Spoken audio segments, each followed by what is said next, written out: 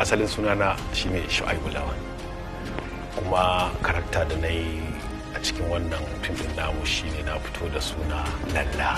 To shi dai wannan Lalla a cikin wannan fim mai suna Bana Bakwai mutum ne wanda yake zaka gan shi gentle haka, irin kuma baya son hayaniya, sannan kuma yana aiki da kwakwalwa sosai.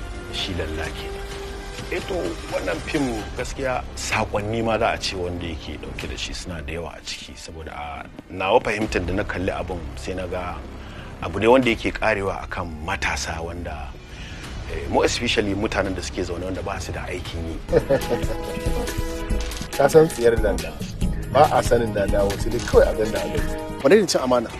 Ni ba yaron ka ba, kai ba yaro na ba, ya za a cin amana ya shigo ciki?